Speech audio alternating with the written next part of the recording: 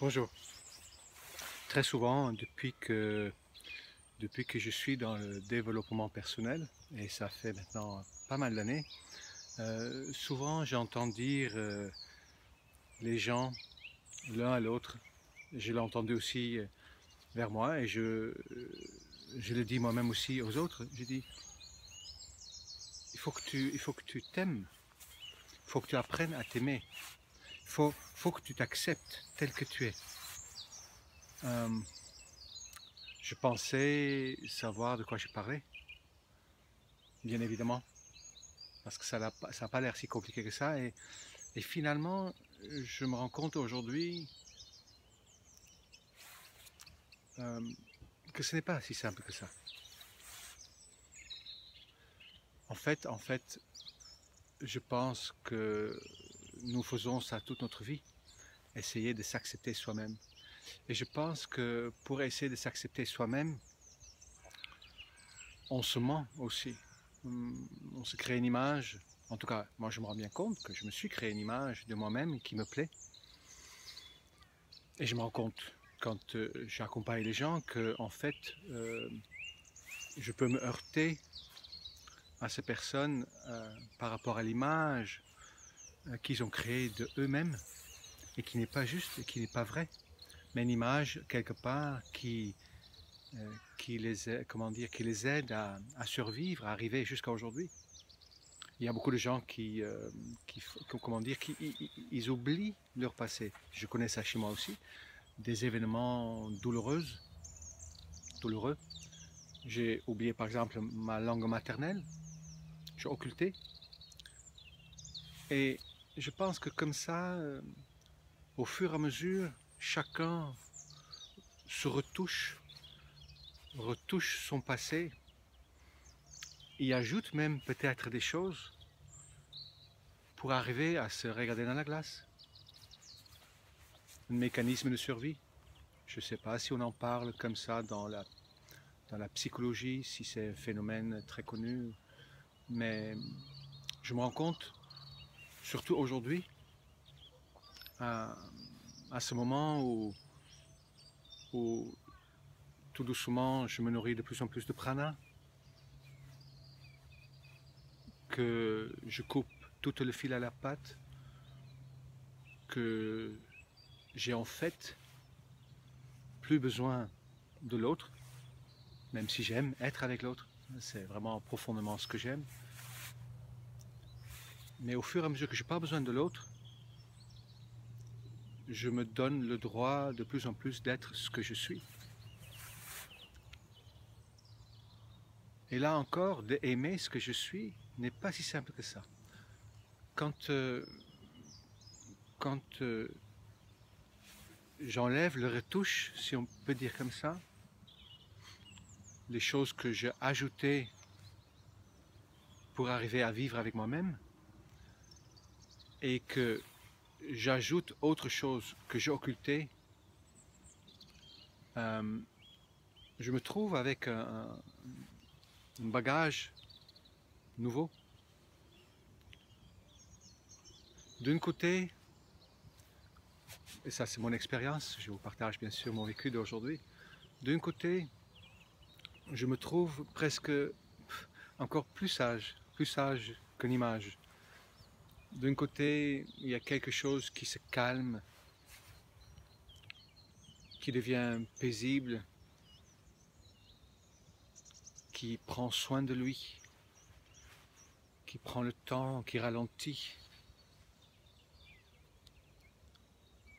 Comme si, on pourrait dire, certains masques de blessures diminuent. Je ne dis pas que c'est le cas, mais c'est la sensation que j'ai. C'est-à-dire que je deviendrai moins hyperactif, moins indispensable, moins contrôlant, peut-être moins rigide, j'espère, euh, moins maso, moins hypoactif, comme si je trouve d'un côté de ce balance une normalité. Il y a des choses qui se calment, le besoin de me prouver, le besoin d'être le chef, le besoin d'être connu, même si j'enregistre tout ce vidéo. Donc il y a quelque chose qui se calme. Mais de l'autre côté, c'est comme s'il y a... Donc là, c'était les trop, hein, les trop qui se calment, qui s'équilibrent. Et comme si de l'autre côté, il y a des choses que je occultais en moi, que je réprimais, peut-être là où j'étais dans le déficit, hein. Là j'étais dans le crédit, dans le trop, là j'étais dans le pas assez, comme si le hypoactif doit sortir, comme si le victime devient responsable, en tout cas comme si celui qui a dû s'effacer devient visible. Alors cette partie-là est facile à aimer. J'aspire depuis longtemps à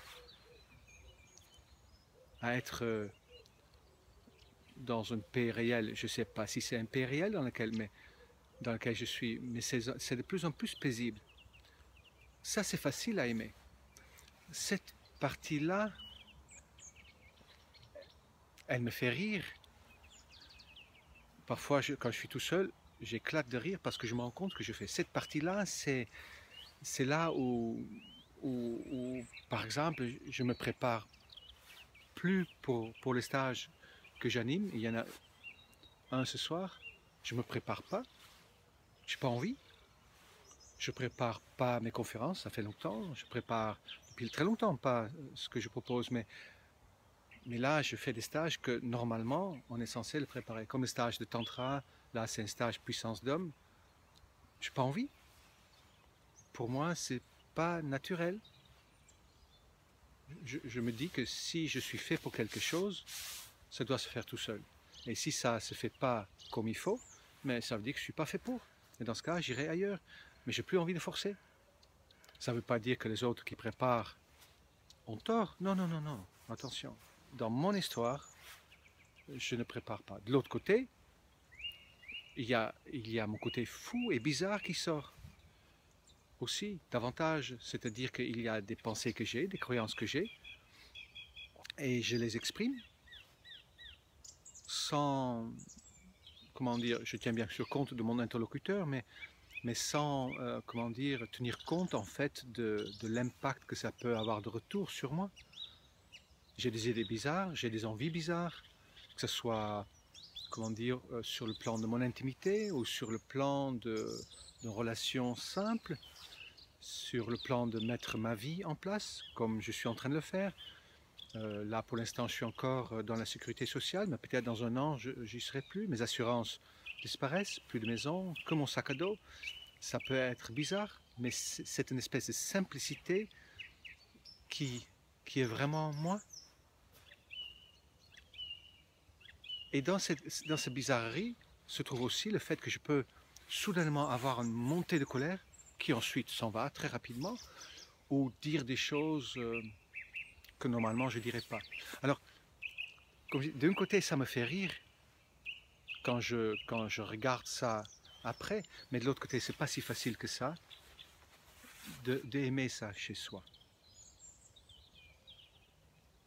Et c'est ce que je veux partager avec vous, c'est que c'est pas facile du tout de s'aimer. Déjà, c'est pas facile de s'aimer quand on est en fait dans cette compensation dont je parlais au début, où on s'est tellement adapté à son enfant blessé, si on peut dire comme ça, que nous sommes dans une espèce d'équilibre qui n'en est pas une. Ça veut dire qu'on essaie d'aimer la personne,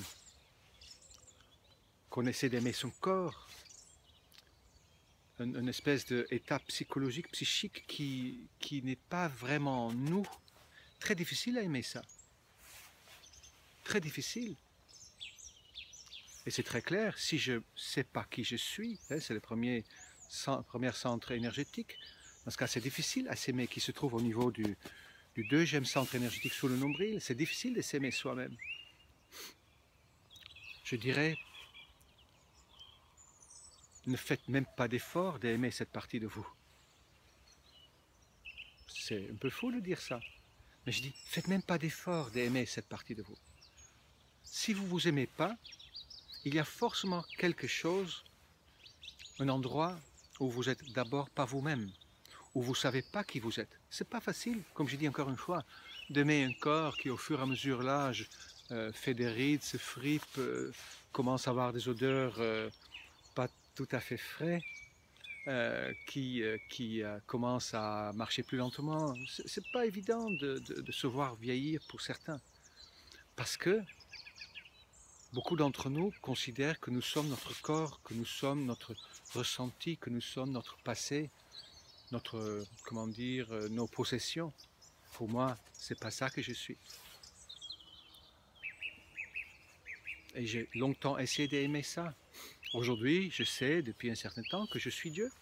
Comme nous sommes tous ensemble un seul Dieu, cette entité énergétique que nous formons ensemble. Et que dans ce cas-là, mon corps n'est qu'une image illusoire. Et ça, c'est pas difficile à aimer.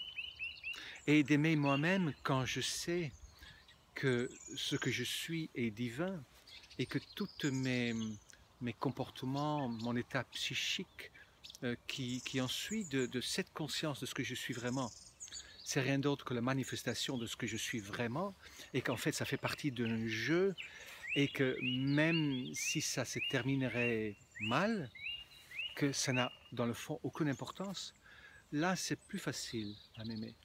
Si j'arrive aujourd'hui plus facilement, je ne dis pas que c'est tout à fait gagné, mais si j'arrive plus facilement à m'aimer, c'est parce que d'une part, je sais que je ne suis pas ça, et que deuxièmement, je sais que tout ce qui se passe est illusion, et que je sais que par définition, tout ce qui se passe est juste, et que en fait, je peux ni mourir, ni disparaître, et que toute forme de douleur qui suit mes actes n'est qu'illusoire et passe lentement ou rapidement, que tout n'est qu'un énorme terrain de jeu dans lequel tout est impermanent et rien n'a vraiment d'importance. Je suis pure énergie, créatrice d'une illusion, me permettant juste de faire l'expérience de qui je suis vraiment à partir de ce que je ne suis pas. Alors, et ça, j'aime. J'aime pas, oh, je commence à l'apprécier, mais j'aime l'observateur, l'explorateur qui fait les chemins et qui découvre. J'aime cette grande intelligence, l'Esprit Saint, on peut l'appeler la conscience ultime qui est en train d'œuvrer à travers de moi et qui amène le petit. Ça, j'adore ça. Et ça, pour moi, me permet de m'aimer. Parce que quand je dis m'aimer, c'est de m'aimer dans le tout ce que je suis. Autant l'expérience manifestée, autant celui qui les génère. Voilà ce que j'avais envie de partager avec vous aujourd'hui. Je suis en Bretagne aujourd'hui pour le stage qui est à Brocéliande ce soir. Voilà, à très bientôt. Et belle journée.